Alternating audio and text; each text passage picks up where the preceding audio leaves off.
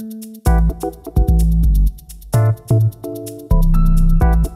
service communication de la ville de Mortagne-sur-Sèvre est intégré au service culture et vie associative. Il a pour mission de soutenir les initiatives locales, de valoriser le territoire, d'animer la vie démocratique et d'assurer la communication interne.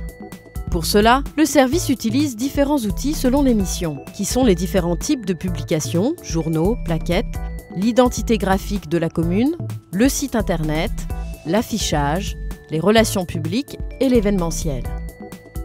2 agents municipaux travaillent dans le service communication, Maude Bosch qui le dirige et Dominique Vollard. Cette année, suite aux élections municipales, Damien Roy est devenu le nouvel élu à la communication. 8 autres élus l'accompagnent pour former la commission Information-Communication qui se réunit une fois par mois pour travailler en équipe.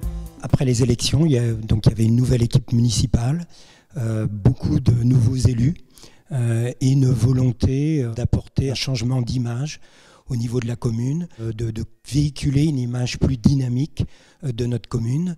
Dans le but de moderniser l'image de Mortagne-sur-Sèvre, la commission Information-Communication est à l'initiative de la refonte de l'identité graphique de la ville. Le projet, c'était de faire une refonte d'un logo. Après, libre à moi de rechercher le prestataire et ensuite de faire un brief avec le prestataire pour définir ensemble ce qui marche pas sur notre logo, ce qu'on veut changer, ce qu'on veut conserver, les cibles visées, les objectifs, les valeurs à véhiculer, etc. Synthétiser tout ça après la réunion ou le brief et puis ressortir les grandes lignes tout en aussi proposant parfois de soi-même aussi des choses parce qu'on peut aussi apporter des idées complémentaires, des conseils. Voilà. Donc c'est de canaliser un petit peu les envies, les désirs de chacun. Donc on a fait un premier tri avec Damien, Dominique, l'ensemble du service. On a dû présenter une dizaine de logos environ à la commission, assez différents pour obtenir des tendances. Ce qui plaît moins, voilà, et puis réajuster, faire des mélanges de logos en fait par rapport aux différentes planches. Dire bah, moi j'aimais bien ça, mais avec celui-ci, et puis ça comme ça, et puis on fait des mélanges. C'est justement en travaillant sur l'ancien logo, en discutant de ce que tous aimaient ou n'aimaient pas. Et puis ça s'est ressenti très vite que ce choix du M était quelque chose, ça pouvait être un marqueur important à conserver pour créer ce lien aussi entre le passé, aujourd'hui et puis demain, sans renoncer complètement à ce qui était existant avant. Après, il y avait l'idée d'illustrer, entre guillemets, la vague, l'eau, d'une manière différente. Précédemment, on avait un logo plus iconographique qui représentait un petit peu, en tout cas structuré comme un tableau.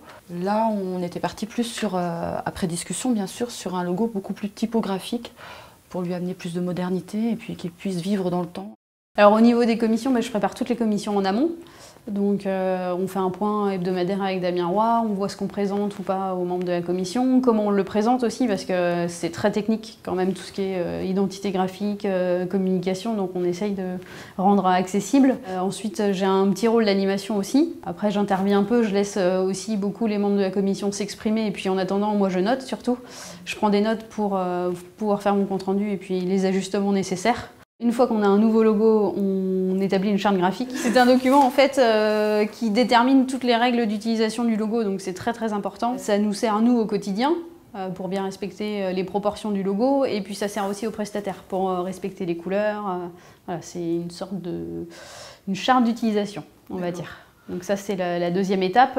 Ensuite, c'est lié au logo et à la charte graphique, il y a toute la papeterie à revoir. Et la papeterie dans une mairie c'est très important puisqu'il y a toutes les enveloppes, les têtes de lettres, les cartons de correspondance, les cartes de visite, etc. C'est la communication globale de la ville en fait.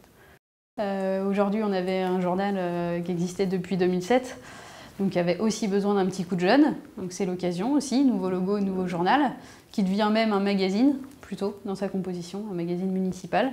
Alors la commission a réfléchi sur le nom du nouveau journal. À l'évidence est revenu le nom qui est usuellement utilisé pour appeler notre journal municipal, c'est-à-dire le Mortagnais. Pas de changement sur la fréquence, sauf qu'on perd un numéro juillet-août qui était peu lu. On est passé sur un 12 pages au lieu d'un 8 pour privilégier les photos, mais il faut aussi adapter le texte et synthétiser. Dominique s'occupe de toute la mise en page, donc moi je rédige en amont tous les articles pour qu'elle, quand elle a une semaine dédiée au journal, donc la semaine avant l'impression, elle fait que ça. Et donc là elle intègre tous mes contenus, donc que ce soit texte ou visuel.